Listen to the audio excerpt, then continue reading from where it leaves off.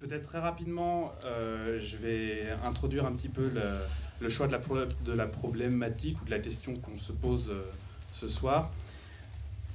Évidemment que la question du lieu, elle est assez fondamentale et elle nous avait vraiment saisi, je crois, les programmateurs, les cinéastes programmateurs de Cannes cette année par rapport au film d'Alain, puisque quand on fabrique un film, on se pose en permanence la question de l'espace, qui est à la fois celle de l'espace imaginaire, de l'espace de la fiction, dans laquelle le film va être amené à se dérouler, qu'il va être amené à travailler, que ce soit par des questions de dramaturgie ou de la symbolique ou du signe, mais c'est aussi des questions très concrètes de décor, donc de l'espace que j'ai sous mes yeux, avec une caméra qu'il va s'agir de cadrer, de découper, qu'il va falloir agencer, avec parfois des contraintes aussi très matérielles qui peuvent croiser des contraintes de production. Et donc, ce qui nous a semblé très, très fort dans ton film, c'était qu'il proposait une approche singulière, originale et assez précise de cette tension-là entre l'espace du film et le ou les espaces réels, et qui permettait peut-être de mettre en mots ou de conceptualiser ou de problématiser en tout cas la typologie des liens qui peuvent exister entre ces espaces réels et les espaces construits par le film. Après, comment on les qualifie, ça on en discutera après, mais moi j'ai la sensation que dans ton film il y a quelque chose peut-être de l'ordre de la dérive, et on en parlera après, mais en tout cas c'est pour ça qu'on a choisi avec Alain d'axer cette intervention préalable au visionnage sur le rapport au lieu, au singulier et au pluriel. Voilà, et donc on va vous présenter, la façon dont ça va se dérouler, c'est que nous allons vous présenter 4 extraits de films qu'Alain a choisis, qui, parce qu'ils éclairent son film d'une lumière qui nous semble intéressante et qui permettent une fois de plus, non pas d'idée ou de forcer l'interprétation, mais simplement de savoir aussi d'où tu viens comme cinéaste, quelle est la constellation ou l'archipel de références dans lequel tu te faufiles ou que tu veux explorer, et dont tu nous parleras pour savoir un petit peu comment tout ça se fabrique. Et peut-être qu'on n'aura pas accès à ta recette de cuisine, mais on aura quelques ingrédients en tout cas. Voilà. Donc je te laisse la parole. Alors, merci Clément, bonsoir à vous, merci d'être si nombreux, ça fait vraiment plaisir. Merci à la CID d'avoir organisé cette soirée, spéciale dédicace à Thomas, avec qui j'ai travaillé sur les extraits. Merci à toi et merci au MK2 de nous accueillir. Merci à Tom Dercourt, qui est le producteur du film, d'être avec moi ce soir. Ça a été un joyeux bordel dans ma tête, je suis désolé de le dire comme ça. Parce que la question est une question qui me travaille depuis, je pense, très longtemps, c'est-à-dire depuis l'enfance, le lieu. Voilà. Alors, c'est aussi un peu la pagaille dans ma tête parce que j'ai de moins en moins une bonne mémoire. Alors, je vous ai... Comment dire, j'avais eu l'intention... Oui, j'ai l'intention, en écrivant tout à l'heure, je me suis dit, tiens, je vais essayer d'apprendre un texte. Et puis je ferai semblant que je ne l'ai pas appris et ça passera, et je m'aperçois que comme toujours quand je prépare quelque chose je l'oublie immédiatement quand je suis face au public. Alors je vais vous lire un petit peu, vous m'excuserez, j'ai donc une mauvaise mémoire. Voilà ce que je voulais vous dire. À la question que nous nous sommes posée, au fond Clément, moi et Idir aussi qui s'est joint à nous, Idir Selgin. La question qui est lieu réel, lieu imaginaire, comment un film construit-il un territoire, j'ai tenté de répondre en vous présentant 4 thèmes qui, je l'espère, nous offriront des pistes de réflexion plutôt que des réponses définitives. Il faut, je pense, voir tout cela comme des hypothèses, un voyage, et non pas comme une théorie étayée de quoi que ce soit. Je vous propose donc de partir à l'aventure, d'explorer 4 territoires déclinant autant d'enjeux cinématographiques et qui peut-être constituent les 4 coins d'une vaste carte des lieux au cinéma. Dans un premier temps, je vous invite dans le désert, et oui, pour évoquer le passage d'un lieu réel à un lieu imaginaire. Puis nous irons faire un petit tour dans la Pampa, histoire de parler de perdition, d'expédition, mais aussi de films où le voyage confronte les personnages à leur existence, tout comme les films ayant pour narration principale le retour d'un ou plusieurs personnages dans un territoire familier, par exemple le village de l'enfance, ou la cité, ou plein d'autres lieux où des personnages peuvent revenir. Nous quitterons ces contrées un peu désolées, c'est-à-dire le désert et la pampa, pour refaire un petit tour à Paris, dans une gare que vous connaissez sans doute très bien, à laquelle vous êtes très probablement déjà passé, histoire de discuter là de comment un lieu unique, au fond, peut construire un récit et ou le déborder d'ailleurs. Enfin, nous irons un peu partout, en l'occurrence sur un pont, à travers l'extrait que j'ai choisi, mais aussi sur des péniches, des radeaux, partout où des lieux offrent la possibilité d'une utopie, malheureusement précaire et éphémère, mais bien vivante. Voilà, donc 4 lieux qui, par l'intermédiaire de correspondances avec beaucoup de films, j'ai noté comme ça plein de films au fond qui pourraient correspondre à ces thèmes, nous permettront probablement de dresser cette carte un petit peu dont je parlais en préambule. Un dernier mot avant de commencer. Peut-être allons-nous nous perdre, en tout cas moi, comme d'habitude, je vais me perdre. Mais si cela advient, je vous demande de le considérer comme ce qui pourrait nous arriver de mieux, c'est-à-dire voilà, d'être un peu dans un délire commun. Voilà, je crois qu'on peut lancer... On annonce juste quel est l'extrait que... Oui. Voilà. Alors c'est Le Désert. C'est un film qui s'appelle Zabriskie Point d'Antonioni, qui date de 1970. Je vous en dirai un peu plus...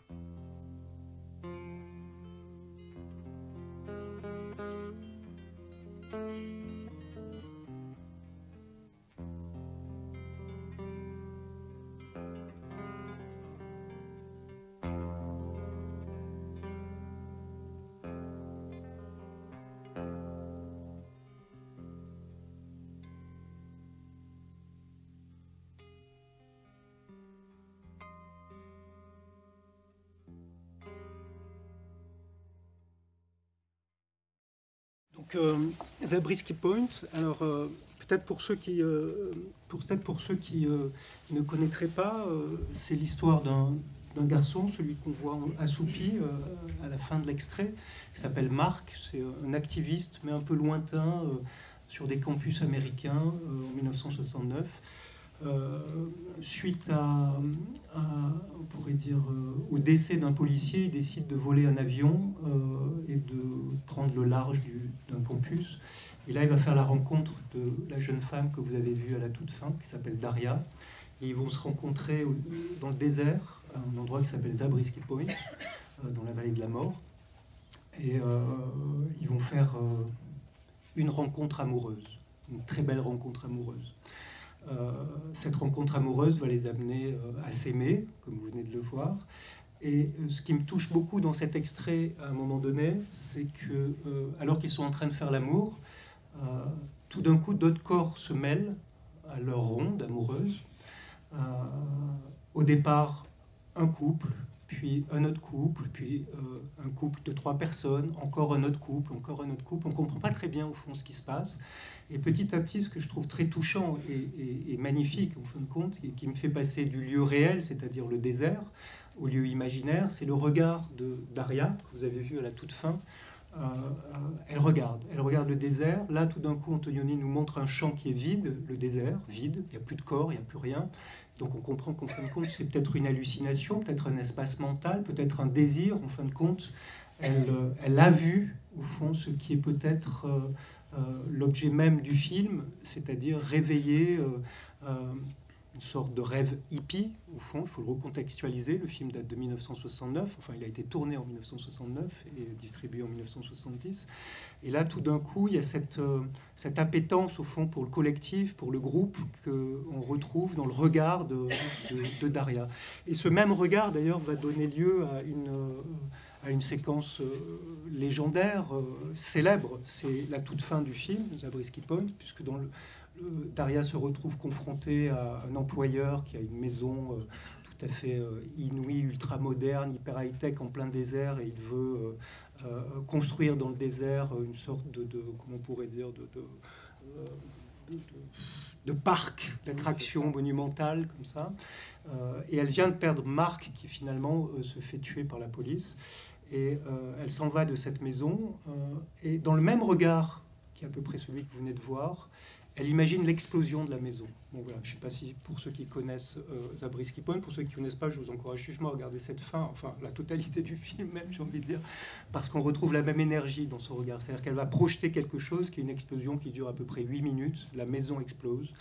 1 fois, 2 fois, 3 fois, 4 fois, 5 fois, sous différents angles. Et puis tout d'un coup, ce sont des frigos qui explosent, des biens de consommation, etc., etc. On est très dans une critique, au fond, de la société de consommation. Oui, et puis moi j'avais envie de te demander, parce que ce que je trouve assez saisissant dans cette séquence-là aussi, c'est le paradoxe entre voilà, Antonioni, qui est donc totalement étranger à la contre-culture hippie, puisqu'il a près de 60 ans aussi, donc c'est déjà entre guillemets un vieux réalisateur européen qui est invité en fait à tourner aux États-Unis du fait du succès de Blow Up à ce moment-là. Blow Up, c'est 67 si je dis pas de bêtises. Donc arrive comme ça, se déterritorialise, se décale pour aller regarder une culture qui n'est pas la sienne, une jeunesse qui est assez loin de lui. Et ce que je trouve assez beau dans la séquence que tu nous as proposée, c'est le paradoxe ou la tension entre, évidemment, voilà, ça s'appelle la vallée de la mort, c'est pas pour rien, et il en fait une espèce de lieu de prolifération absolue de la vie, d'une vie qui déborde, d'une vie pléthorique, où on s'aime, et on s'aime d'une certaine manière aussi, c'est-à-dire qu'on s'aime entre guillemets en toute liberté dans cette espèce d'utopie hippie, mais il me semble qu'il y a une tension aussi qui est assez belle visuelle entre la façon dont la poussière de ce désert se met à recouvrir les corps, mais que tout ça les rend paradoxalement d'autant plus vivants. Enfin, il y a une sorte de communion possible.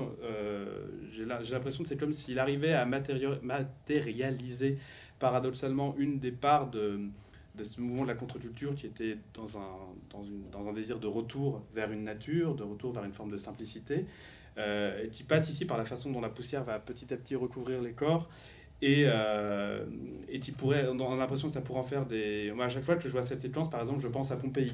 Je pense au corps recouvert de cendres. Et en même temps, je sens bien que le film déborde en permanence ce risque-là de la mort. Et par ailleurs, le personnage masculin va quand même mourir. Donc il y a, je trouve, une tension plutôt assez belle entre, en fait, la charge d'évocation. Quand je dis charge, je pense à la charge explosive à laquelle il s'agirait juste de mettre le feu. Et peut-être que le regard de Daria est cette étincelle qui met le feu à cette évocation potentielle qui serait latente comme ça, comme si le désert il recelait à la fois cette puissance de vie qui demanderait qu'à surgir et qui est exactement la même... Enfin, il y a des récits qui racontent qu'il suffit qu'un nuage de pluie arrose un désert, même pendant 10 minutes, et ça se met à reverdir, bon, puis ça va recramer 2 jours après. Mais l'espace comme ça, d'un temps très court, la vie peut exubérer, le mot n'existe pas, mais je l'invente, temporairement dans un lieu qui par ailleurs est tout entier tourné vers la mort. Et je trouve qu'il y a quelque chose d'assez beau sur le pari qu'il suffit peut-être parfois il suffit d'un regard pour que l'imaginaire se matérialise, se verticalise et s'incarne. Voilà, j'aurais été curieux de t'entendre. Oui, non, mais tu en parles presque mieux que moi. Et ce qui est très troublant pour moi, en vérité, c'est précisément ce que tu annonces. Quelque part, c'est-à-dire qu'effectivement on peut y voir Pompéi, on peut y voir la poussière, on peut y voir à la fois la vie qui renaît dans un territoire stérile au fond, mais bizarrement dans le regard de Daria, je ne sais pas si je vous souvenez vraiment de l'extrait, il y a 2 mouvements. Il y a le premier mouvement où la caméra est face à elle et où on nous dit c'est ce qu'elle voit. Il y a un plan large sur le désert qui n'est plus du tout habité par les corps, qui sont d'ailleurs des acteurs du Living Theatre. Et on revient sur elle. Et il y a quelque chose de très désespéré à ce moment-là dans son regard, comme si elle annonçait effectivement et à la fois la mort de Marc, qui est un des personnages principaux du film, et à la fois la mort, peut-être, enfin en tout cas réelle, du mouvement hippie, de l'utopie hippie à ce moment-là, quoi. Donc c'est vrai que la séquence est troublante parce qu'elle appelle un grand sentiment de vie, de partage, de corps comme ça, qui sont libres, totalement libres. Et à la fois, dans sa toute fin, il y a la mort qui rôde. Alors Zabriskie Point, oui, tu l'as rappelé, c'est la vallée de la mort en Californie. C'est un endroit où effectivement la vie n'est pas très fréquente. Et j'ai l'impression que de ce point de vue-là, le film organise vraiment la... Je ne sais pas comment Antonioni a conçu le film, si finalement il a repéré Zabriskie Point sur une carte et s'est dit le nom est suffisamment évocateur ou c'est suffisamment fort pour que j'invente une histoire autour de ça, ou qu'à cet endroit-là se cristallise ce que je voudrais dire de l'Amérique ou ce que je comprends de l'Amérique. Ça, je ne le sais pas. Mais il n'empêche que cette façon de réussir à concentrer ou à cristalliser finalement tout un mouvement à la fois dans ce qu'il initie, c'est-à-dire l'exubérance de la vie, et à la fois ce qui va peut-être contenant en germe sa propre fin, tout ça se résolvant dans un seul mouvement et une seule séquence. Enfin, je suis assez d'accord avec toi, je trouve qu'il y a quand même ce regard à la fin un peu désespéré, où on a la sensation d'une parenthèse, mais je trouve intéressant que Zabriskie Point, c'est un point précis de la carte, c'est peut-être une enclave où l'espace d'une séquence, ou l'espace d'un film, quelque chose est possible, et un cinéaste à un moment se dit c'est là que cette histoire peut advenir, et je vais investir cet espace réel d'une fiction totalement fantasque, en assumant peut-être la part de fantasme aussi, parce qu'il y a quelque chose de fantasmatique dans cette séance autour de l'utopie sexuelle. Je trouve que c'est assez joli la façon dont vous voyez, moi je pense qu'on peut dire fantasme, en tout cas je crois qu'on peut dire, c'est à la fois le fantasme d'un cinéaste européen sur l'Amérique, c'est à la fois le fantasme d'une utopie qui va, comme tu l'as dit, le film est tourné en 69, c'est le Summer of Love, et c'est à la fois le début et la fin du mouvement. On sait qu'en 69, l'utopie hippie est déjà presque condamnée, en fait, enfin, elle va s'arrêter peu de temps après. Et c'est comme si le film arrivait à saisir cette chose-là que le cinéma américain peut-être lui saisit un peu plus tard, paradoxalement. Absolument. Alors moi, ce qui m'intéresse vraiment d'un point de vue de la fabrication, et je m'arrêterai là après, on passera à un autre extrait si vous le voulez bien, c'est que cette image de ces corps faisant l'amour naît, j'insiste bien, dans le regard de Daria. Voilà, c'est-à-dire que c'est le personnage qui nous amène à ces corps-là. Au départ, quand on voit Zabriskie Point, on est un peu troublé de voir ces corps apparaître. On se dit, mais est-ce que c'est une volonté du cinéaste? Ça nous est imposé, au fond, un peu violemment. On se dit, mais c'est quoi ils étaient deux, ça faisait un quart d'heure qu'ils sont là, dans le désert, à Zabriskie Point, à discuter à la fois de politique, à la fois de choses plus sensibles, à fumer des joints. Et puis tout d'un coup, au moment où ils font l'amour, des corps interviennent.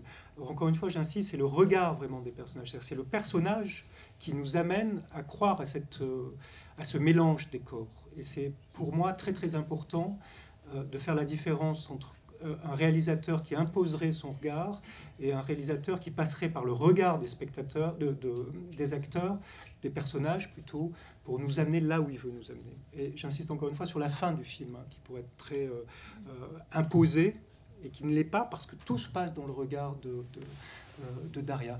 Mais ce film-là me rappelle aussi d'autres films qui sont construits un peu de la même manière. Je pense à Jerry de Gus Van Sant, je pense à Shining de Kubrick, je pense à des films d'ailleurs que l'Acide a soutenu cette année, je pense à Vif Argent et L'Angle Mort par exemple, où des questions qui sont des questions on est dans un lieu réel et tout d'un coup le lieu se transforme, soit à travers le regard d'un personnage ou des personnages, soit à travers purement et simplement la volonté du scénariste ou du réalisateur, ou des deux en tout cas. Voilà, c'est un distinguo à faire. Il y a beaucoup de films au fond qui rejoignent, comme on dit, ce corpus de films où l'imaginaire apparaît à travers le regard d'un personnage. Dans un registre plus, toujours aussi désertique, mais un peu plus verdoyant, on va aller dans la Pampa. Voilà. Qu'est-ce qui va se passer dans la Pampa? Je vais vous en parler tout à l'heure. On va regarder un extrait de Roja, qui est un film de Lisandro Alonso, qui est un cinéaste que j'apprécie énormément, qui a réalisé un film qui s'appelle Liverpool, par exemple, ou Los Muertos. C'est un cinéaste argentin. Voilà, il est question ici de notre thème, au fond, que soulèvent souvent les lieux au cinéma, qui sont les lieux de la perdition, de l'expédition, ou du voyage, ou comme je le disais, du retour à un endroit qui va modifier la narration du film.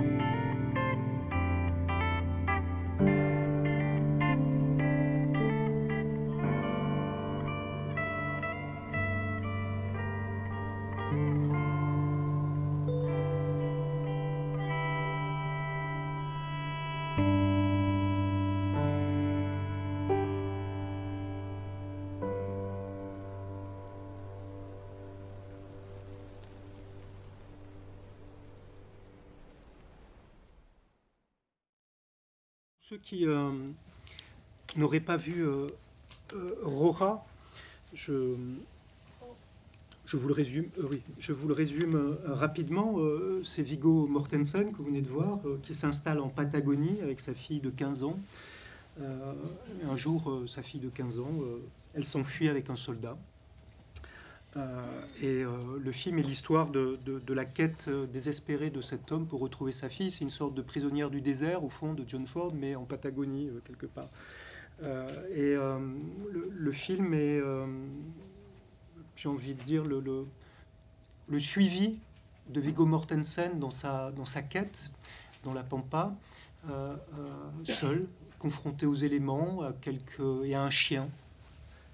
C'est emblématique, qui va le conduire dans une grotte, il va rencontrer une sorcière, et après avoir rencontré cette sorcière, qui est possiblement d'ailleurs sa fille qui aurait vieilli,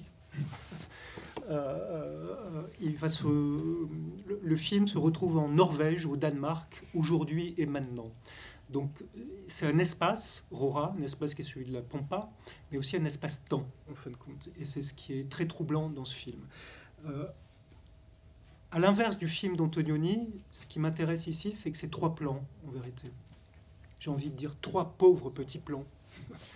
Et c'est sa grande force et c'est son côté primitif qui m'intéresse. Voilà. Comment, en 3 plans, on arrive à raconter la solitude d'un personnage, sa quête désespérée, la poésie d'un lieu, en fin de compte, l'immensité d'un lieu, et aussi la poésie d'un moment. Je ne sais pas si vous avez vu, j'aurais peut-être dû vous le dire, de faire attention à ce détail, mais dans le dernier plan de nuit, quand il est sur le piton rocheux, donc il est en train de boire, et puis il a cet objet qui est en fin de compte un objet qui appartenait à sa fille et qu'il a retrouvé dans le désert, dans la Pampa, pardon.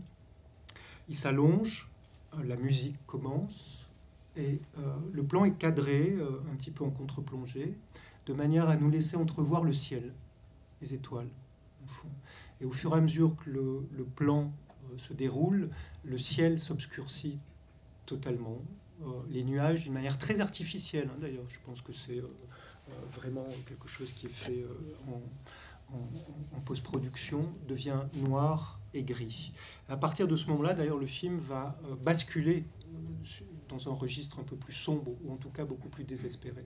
Voilà comment, j'ai envie de dire, en quelques secondes, en quelques minutes, en tout cas en 2 minutes 30, un cinéaste arrive à transporter le spectateur dans un territoire, un lieu, alors qu'il va être le mental du spectateur. Je ne sais pas ce que vous êtes raconté en regardant cet extrait, mais je pense qu'il y a quelque chose qui nous engage, nous oblige à créer une histoire, à combler les trous, les manques qui seraient des manques que certains pourraient appeler des manques de scénario, en fin de compte. Et ça, c'est toujours quelque chose qui, dans un film, fascine et m'éblouit et me donne courage et force pour continuer à faire ce métier. Et pour rebondir sur ce que tu disais, je trouve effectivement, ce qui est frappant dans l'extrait, c'est que, comme tu disais, ce ne sont que 3 pauvres plans. Et cela étant, ce qui est assez beau, c'est qu'en l'espace de 3 plans, un monde se fabrique qui n'est pas tant en fait la Pampa que le monde intérieur de ce personnage-là. Et j'ai l'impression que ce qui est assez beau, c'est qu'on pourrait penser que il n'y a rien de plus réel que des espaces comme celui-ci, qui sont extrêmement... qui pourraient être assez écrasants, comme l'est d'ailleurs la Vallée de la Mort, ou comme peut l'être Monument Valley dans les films de John Ford, avec ce rocher hyper reconnaissable, qui est presque devenu une signature ou une marque des westerns de John Ford. Et ici, ce qui est assez beau, c'est comment, par l'épreuve de la durée des plans, par le choix des moments où ça coupe, on passe d'un plan à un autre, qui sont délibérément, je pense, très marqués, enfin très heurtés, le film construit progressivement une étrangeté, c'est-à-dire qu'il y a un glissement qui s'opère d'une part entre les plans et parfois même au sein des plans, avec cet effet presque de toile de théâtre, de toile peinte avec la lune qui se lève. Alors je sais effectivement pas comment le plan est fait, mais il y a un vrai mystère, et Et le fait même qu'on se demande comment c'est fait, au fond, nous renvoie au fait que de toute façon, il y a quelque chose d'étrange qui se joue là et que ça nous suffit. Moi, je suis aussi frappé par la composition du cadre avec ce sabre qui surgit comme ça à côté. Et comme le plan, ce que je trouve assez beau, c'est que le cinéaste inscrit comme ça les plans dans la durée pour qu'on ait l'espace, nous, de le creuser, cet espace, justement. Et je crois que c'est une des questions peut-être que ce film-là nous pose et qu'il nous renvoie, qui est que, évidemment, inventer des lieux, inventer des lieux imaginaires à partir de lieux réels, ça passe précisément, notamment par le choix des cadres, évidemment, et là c'est très net, puisqu'on est au début sur ce plan assez serré, où on le voit lutter un peu, mais on ne se rend pas compte de ce qu'il lui reste à affronter, on ne le découvre que lorsque le plan s'élargit d'un seul coup dans un raccord assez brutal, puisqu'on change vraiment d'axe, et puis on est à 200 mètres du truc, et on voit qu'il n'est pas au bout de ses peines, le pauvre Vigo, mais aussi parce que un lieu, c'est aussi un lieu dans la durée du plan. Et que à ce niveau-là, c'est peut-être dans ce rapport-là du cinéaste à ce qu'il filme et à la durée de ce qu'il va filmer, que se joue peut-être le passage de la matérialité du lieu à l'imaginaire. Enfin, je serais curieux que tu nous en parles un peu. Ça soulève cette question assez, comment on pourrait dire, fondamentale pour moi. Il se trouve que depuis quelques années, j'ai décidé de tourner exclusivement dans un endroit où j'ai grandi, que je connais parfaitement. Et donc, on pourrait se demander si est-ce que le lieu préexiste avant le cadre, ou est-ce que c'est le cadre qui fait le lieu. C'est une discussion sans fin, en vérité, quoi. Voilà, je sais que Lisandro Alonso, sans doute pour ça aussi que j'ai un amour pour ce cinéaste, a tourné la totalité de ses films en Patagonie, territoire d'où il vient, hormis un seul film d'ailleurs. Voilà, donc je pense qu'il y a quelque chose de très fort pour un cinéaste. Ça dépend des cinéastes, pas une recette de cuisine, encore une fois. Certains sont constitués comme ça, d'autres pas du tout. Je pense que de connaître un lieu peut amener des histoires. Voilà. Par exemple, en ce qui me concerne, indéniablement, je pars à partir d'un lieu. Voilà. Le lieu, c'est l'endroit qui va générer un potentiel d'histoire. Après, il faut que je trouve les histoires. Ça peut paraître curieux, hein, mais c'est le lieu, l'endroit. Et j'ai l'impression, avec Lisandro, avec qui je discute virtuellement, qu'il se raconte à peu près la même chose. Et quand je vois la manière dont c'est cadré, voilà, je me dis, c'est des lieux qu'il connaît, c'est des lieux, en tout cas, qu'il a regardés très, très, très, très longuement. Et dans ces montages de plans, précisément là où tu viens de l'indiquer, c'est-à-dire cette plongée où on voit Vigo en train de glisser sur un rocher, et puis ce plan large, soudain, il y a une connaissance du territoire qui ouvre à l'imaginaire. Mais ce n'est pas le seul, hein, au fond, si on regarde bien, ce n'est pas le seul cinéaste à comment on pourrait dire, à travailler un territoire qu'il... est-ce qui serait issu, je ne sais pas, enfin, qui travaillerait son imaginaire.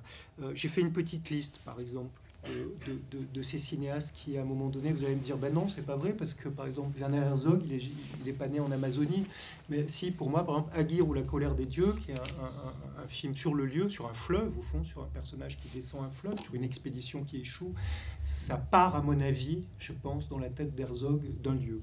On pourrait se dire que Jeremiah Johnson, de Cinépola, qui est un grand western, un personnage qui décide de quitter la civilisation et d'aller vivre dans l'Ouest le plus lointain possible, part aussi de l'envie d'un lieu. On pourrait se dire que, par exemple, un film plus contemporain comme Snow Therapy de Ruben Östlund, qui se passe dans une station de ski, intégralement dans une station de ski, avec une avalanche qui va dissoudre la cohésion d'une famille, parce que le père de famille, voyant l'avalanche partir, laisse son homme et sa femme à table, il fuit, la peur, des trouillards. On pourrait dire qu'il est parti d'un lieu. Il suffit de voir Snow Therapy pour comprendre que c'est la station de ski dont il se fait le filmeur, au fond. Je pense à Voyage aux Pyrénées, des frères Larieux, dont on sait qu'ils sont très friands de leur territoire d'enfance, les Pyrénées. Et puis, tenez, pourquoi pas Valley of Love de Guillaume Niclou, qui retournait à Zabriskie Point pour raconter une histoire pas très loin au fond, pas au niveau du style, mais en tout cas dans le propos. Et puis il y a ces films dont je voulais vous parler, qui sont ceux des retours dans un territoire connu, en fin de compte. Là aussi, par exemple, il y a Retour à Bolène de Saïd Amish. Le personnage revient dans son village d'enfance. Il y a Pour le réconfort, peut-être, ou Vers le réconfort, je ne sais plus, Pour le réconfort de Vincent Macaigne. Deux frères retournent dans le domaine familial pour le solder, au fond, faire le laisser à des amis. D'ailleurs, c'est un film très drôle. Et pourquoi pas, au fond, vous allez le voir peut-être tout à l'heure, Rêve de jeunesse, qui compose un petit motif autour du retour au village, pas de l'enfance, mais en tout cas de l'adolescence. Je vais faire une transition habile vers les prochains extraits. Je suis désolé, je dois faire le flic de la montre, mais tu parlais tout à l'heure de comment un lieu génère une histoire, ou comment un lieu... Je crois que, au vu de l'extrait du film suivant, qui est donc Gare du Nord de Claire Simon, l'idée qu'un lieu génère un scénario va paraître assez évidente. Je crois qu'elle-même le formulerait comme ça, par ailleurs. Que ce film, le film dont on va voir des extraits, en tout cas, est vraiment fondé sur l'idée qu'il y a un scénario du lieu, et que c'est au cinéma de s'en emparer et de tâcher de le mettre en forme.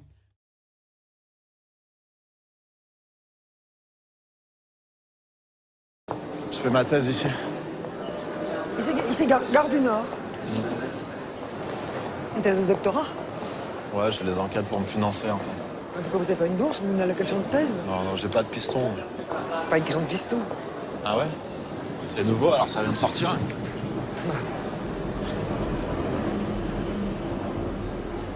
C'est quoi votre sujet de thèse?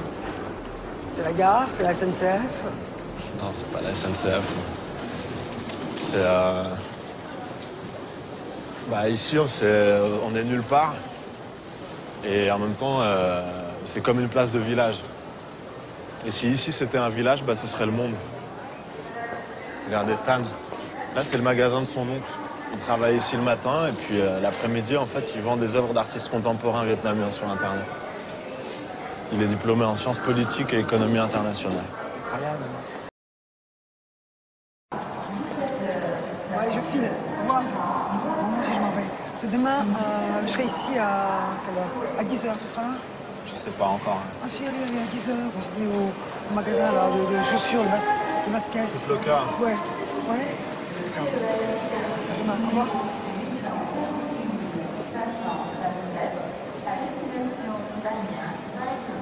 Moi, ça me manque mon pays. Ça manque, ouais. Je travaille ici, mais je ne sens pas d'ici. Vous êtes marié avec une Française, une Népalaise Népalaise. Ma femme veut que mes filles soient éduquées ici. Mais pour moi, l'avenir, c'est pas ici. Quand je vois tout ce qui se passe dans la gare, c'est dangereux. Elle parle népalais? Un petit peu. On le communique en népalais à la maison pour le donner. Pour moi, c'est important d'avoir un minimum de racines. Bien sûr. Je ne pense pas que l'éducation ici à Bobigny soit meilleure. Non, elles sont à Bobigny à l'école. J'habite à Bobigny.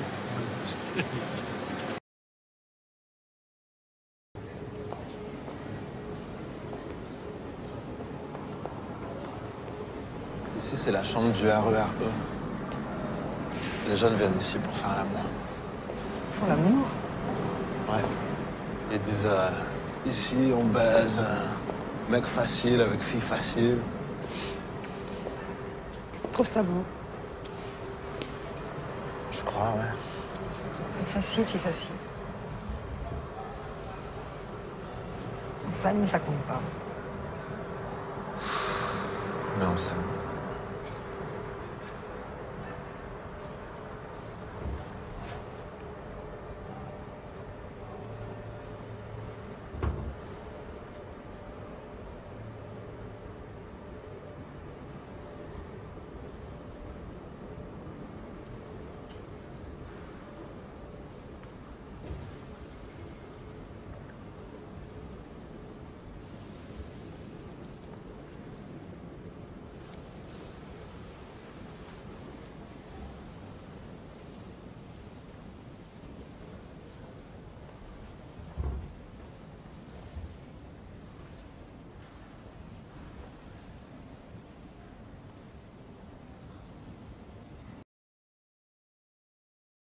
En fait, c'est la femme du pressing. Bon, ça ne pas du tout, elle était très belle. Ouais, toi aussi, t'es très belle. Non, écoute, elle faisait un remplacement ici. C'était pas son travail habituel. Ah ouais, ce qu'elle disait. Mon vrai travail, c'est la gériatrie, auxiliaire de vie. J'ai arrêté, j'avais envie de changer un peu, mais je crois que je vais pas tarder à y retourner. À 14 ans, j'aimais bien les gens d'une 60aine d'années déjà. Ça a toujours été comme ça depuis que je suis toute petite. J'aime m'occuper des personnes âgées. Moi, je n'appelle pas ça un métier, j'appelle ça une vocation. Tous les lundis, j'avais une petite mamie, je lui faisais ses courses, son ménage, sa toilette. Elle avait travaillé dans une banque, comme directrice. Directrice de banque. C'est pas rien. Elle m'a raconté ce qu'elle faisait. Voilà. J'ai toujours aimé les films, les photos d'avant, voir comment les gens vivaient, comment ils étaient habillés. J'aime tout ce qui est vieux, ancien. Enfin, moi, j'aime le vieux. Tu aimes le passé? Pas moi. La femme du pressing. Ah oui. Elle est française. Ouais. Oui, les Français, ils aiment le passé. Ouais. Un peu tous.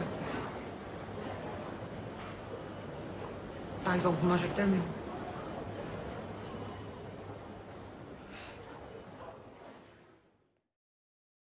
Gare du Nord, je vais tenter de vous le résumer parce que c'est un film assez... c'est une sorte de labyrinthe au fond. Alors c'est Ismaël Reda Kateb, que vous avez vu, qui est étudiant en sociologie et qui consacre sa thèse de doctorat à la Gare du Nord. Pour financer son projet, il interroge des gens, il fait une enquête au fond sur les services de la RATP, ça c'est juste pour gagner de l'argent. Et à cette occasion, il rencontre Nicole Garcia, qui est une professeure d'histoire atteinte du cancer. Ismaël, au fil des rencontres renouvelées avec Mathilde, va lui faire découvrir l'envers du décor de la gare. Ce qui est très beau dans le film, c'est qu'on est dans une... comment on pourrait dire, dans une approche qui est à la fois totalement fictionnelle, c'est-à-dire la rencontre d'Ismaël et de Mathilde, qui va devenir une histoire d'amour assez improbable, très belle, très sensible à la fois, entre une personne qui va vers la mort et un jeune homme qui est en pleine vie. Et tout autour, c'est un foisonnement au fond de moments documentaires, quasi documentaires, où la parole de certains est prise sur le vif, sur ce qu'ils font à la Gare du Nord, ce qu'ils vivent, quelles sont leurs occupations. Il y a des bandes de jeunes qui passent comme ça, des cités, qui discutent de leurs relations avec des filles, avec la drogue, avec la police. Il y a des commerçants, comme on vient de voir, il y a des petits commerçants, des gens qui font du troc. Tout ça grouille de détails. Et à la fois, derrière, il y a cette formidable romance. Et je dirais qu'il y a même plus, et c'est ce qui est très troublant dans le film, et c'est aussi... je pense, l'envie totale de Claire Simon de filmer le lieu dans sa globalité. Il ne faut pas oublier ce que vient de dire Reda Kateb. Il vient de dire, oui, ici c'est un village global, au fond, la Gare du Nord, ça pourrait être un village global. Donc l'idée de Claire Simon, probablement, est de faire de cette gare quelque chose de global, puisqu'elle va jusqu'à filmer des morts. Alors, qu'est-ce que ça veut dire filmer des morts? Elle filme des fantômes dans le film d'une manière assez surprenante, à 2-3 reprises. Il y a des fantômes qui passent dans le plan, notamment un vieil homme, comme ça. Voilà. Donc, elle filme les vivants, ceux qui vont vers la mort, mais elle filme aussi les fantômes. Et là, il y a une part d'imaginaire, parce que bien évidemment, enfin, je ne sais pas vous, moi, ça m'arrive de croiser des fantômes, très souvent, mais jamais à la Gare du Nord. Voilà, donc je pense que là, il y a une volonté de faire... de mêler le réalisme, c'est-à-dire la part documentaire du film, à la fiction, mais aussi à ce qui pourrait être une ultra-fiction, c'est-à-dire filmer le fantôme. Et pour rebondir par rapport aux autres extraits qu'on a vus, notamment sur Raora, où tu disais que qui correspond aussi à ton rapport au lieu que tu filmes, que tu connais très bien, là, ce qui est assez beau, c'est qu'à la fois, c'est on sent de la part de la cinéaste une connaissance absolue, ultra précise du lieu. Et il existe un pendant documentaire, mais alors réellement documentaire, assumé comme un documentaire, à ce film-là. Et il me semble qu'à l'origine, l'objet était pensé comme un diptyque. Le film Gare du Nord fiction devait sortir en même temps que le pendant documentaire. Qui s'appelait Géographie humaine. C'est ça. Et ça dit quelque chose de l'intention de Claire Simon, qui est d'avoir passé un temps fou à scruter cette gare et à avoir comme ça réussi à tirer. Ce que je trouve très très beau, c'est combien elle fait de ce lieu un lieu métamorphique. C'est-à-dire que dès lors qu'on resserre comme ça le regard sur un endroit, on se rend compte que dans cet endroit, gisent tout un tas de possibles, d'histoires possibles, dont elle nous donne une parmi d'autres, mais en fait on finit par pressentir en tant que spectateur qu'il y en a des milliers, des centaines de milliers.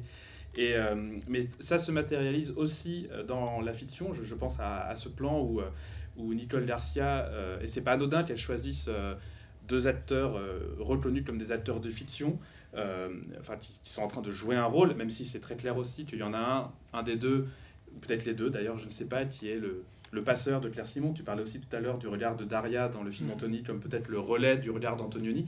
Là, je crois que le personnage de Reda Kateb est vraiment le relais de Claire Simon, qui à un moment vient elle-même enquêter dans cette gare. Le moment où donc le personnage de Nicole Garcia rejoue la femme du pressing, le lieu appelle le souvenir, puisqu'elle est devant ce fameux pressing qui est fermé, mais d'un seul coup, on est au théâtre. Enfin, moi, je suis au théâtre parce que le cadre, dans sa frontalité, avec ce rideau de scène derrière, appelle ça, à tel point que je suis comme le personnage de Reda Kateb, troublé, et je ne sais plus si c'est le personnage de Nicole Garcia qui parle ou si c'est elle qui joue un personnage. Et tout ça n'est possible que parce qu'il y a une adéquation fondamentale entre le personnage, le cadrage, le lieu, la bande-son et le récit qui se joue. Et je trouve que, une fois de plus, c'est une manière assez...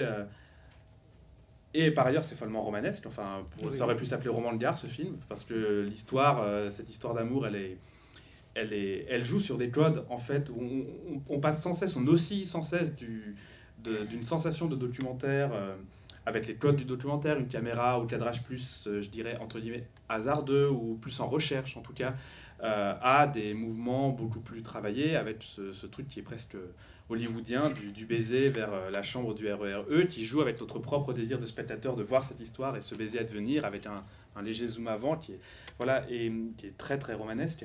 Et là, on est vraiment au cœur de ce que tu décrivais tout à l'heure, il suffit d'aller... Il n'y a pas de lieu sans histoire, en fait. Et pour le coup, celui-là, il en est tellement chargé que j'imagine même que ça n'a pas dû être simple d'organiser. Oui, parce que là, ça pose une vraie question de mise en scène. Qu'est-ce qu'on fait de la figuration? Est-ce qu'elle est réelle, pas réelle? C'est-à-dire, est-ce que ce sont vraiment des passants qui passent? Ou est-ce qu'on la fait passer? Je ne vais pas répondre à la question, parce que le film mêle à la fois une figuration dite de production, c'est-à-dire des gens qui viennent sur le tournage et qu'on fait passer, et effectivement de la figuration qui est celle de tous les jours, c'est-à-dire les passants qui passent au fond. Voilà. Et pour revenir sur ces deux moments qui sont très beaux, c'est-à-dire le moment du baiser par exemple, ce qui est très, très fin aussi, là aussi, c'est un petit peu comme dans Rora, c'est-à-dire comment le son, à un moment donné, nous fait passer dans un autre univers, c'est-à-dire celui de la fiction, celui du romanesque. C'est-à-dire tout d'un coup, la caméra se rapproche sur le baiser, et je ne sais pas si vous avez entendu, mais le son de la gare disparaît totalement. Le plan suivant est un plan très cut, en fin de compte, où le son de la gare réapparaît tout d'un coup, et donc ces deux personnes ressortent au fond de leur intimité. Idem pour ce moment où Nicole Garcia s'approprie la parole d'une commerçante. Voilà, la mise en scène, au fond, est très simple, c'est-à-dire qu'elle est, comme tu rappelais, frontale. Effectivement, on est au théâtre, mais il y a un léger recul de Reda Kateb, tout d'un coup, qui laisse vraiment le champ à la caméra pour être vraiment face à Nicole Garcia et lui laisser tout le potentiel d'interpréter ce personnage. Rien que ce petit mouvement est déjà, je pense, en ce qui me concerne, un acte de mise en scène très sensible, très précis. Il dégage le champ. Voilà. Il y aurait beaucoup de choses à dire sur ce magnifique film, sur le travail de Claire Simon, qui, elle aussi, à l'instar de nombre de cinéastes travaillent sur les lieux. Je pense au film qu'elle a fait sur l'université Vincennes à Paris 8, où elle cherche les traces de l'université Paris 8 quand l'université Paris 8 était à Vincennes. Elle va donc au parc de Vincennes et elle cherche des traces de cette université qui a été démantelée dans les années 80. Voilà, tout le travail de Claire Simon est je pense, très axé sur le lieu. Son dernier travail documentaire qui s'appelle Le Village sur Lussas, qui est un lieu où la profession se retrouve l'été autour d'un festival de documentaires, confirme ce que je suis en train de vous dire. Mais il y a énormément de cinéastes, et vous me permettrez de les citer, qui parlent aussi, ou qui partent d'un lieu avec des dispositifs bien évidemment totalement différents. Mais souvenez-vous de MASH de Robert Altman. Ça se passe dans un hôpital avancé militaire en Corée. Tout le film est dans ce lieu-là. Ce vieux rêve qui bouge d'Alain Guiraudy, forcément une usine désaffectée, des gens qui attendent le démantèlement de leur machine. Simone Barbès sous la vertu de Marie-Claude Treilloux, qui est un formidable film sur un cinéma de quartier, en fin de compte, sur une ouvreuse du cinéma de quartier. Le film sortira très peu du cinéma. Micheline de Luc Leclerc du Sablon, qui est un film rare que certains d'entre vous auront peut-être vu. Un personnage décide de prendre le train un jour, il ne sortira jamais du train. Jamais. Il va prendre des trains, puis des trains, puis des trains, puis des trains, puis des trains, et il discute avec les gens. On est vraiment en mode quasi documentaire. À la fois, le film s'autorise nombre de détours par la fiction. Hexagone de Malik Shiban, sur une cité à Goussainville. C'est un film qui date des années 90, mais le film ne sort pas de la cité. Neige de Jean-Henri Roger, qui se passait à Pigalle. Dans ma tête, un rond-point d'Assem Ferrani, qui se passe dans un abattoir. Et puis, je vous ai parlé du Village de Claire Simon. Bien évidemment que tous ces cinéastes, à un moment donné, je pense, sérieusement, et c'est une hypothèse, je vous avais dit que je ne théorisais pas, mais je pense que c'est le lieu qui, à un moment donné, devient le départ du film. Qu'est-ce qui se passe là? Qu'est-ce que je dois faire là? Quel est mon rapport avec ce là, en fin de compte? Voilà. Pour... Vas-y. Oui, pour terminer, je vous ai dit qu'on irait un peu partout, au fond. Alors, on va surtout aller sur un pont. Voilà, mais ce pont, sur ce pont, il se passe des choses, au fond, assez merveilleuses, en partie, c'est-à-dire la rencontre de deux personnages. Je veux parler des Amants du Pont-Neuf de Léos Carax. Sur ce pont, il se passe des choses merveilleuses, une utopie de l'amour, une utopie des déclassés, des brisés, des cassés.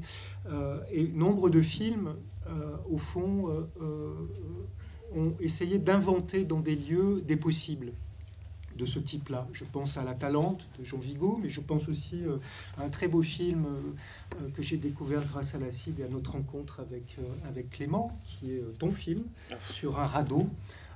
Des jeunes gens prennent un radeau pour aller en terre d'utopie, c'est vous dire, s'il y a vraiment là l'idée de deux lieux, c'est-à-dire le radeau qui dérive et puis chercher l'utopie au fond.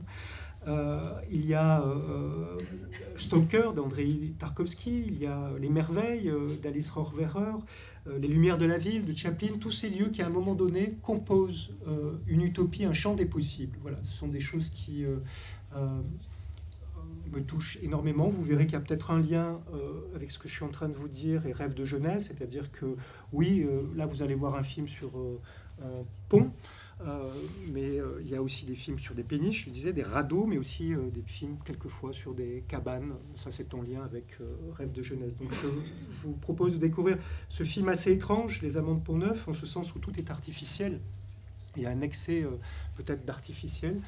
C'est une séquence qu'on pourrait qualifier d'assez onirique, quelque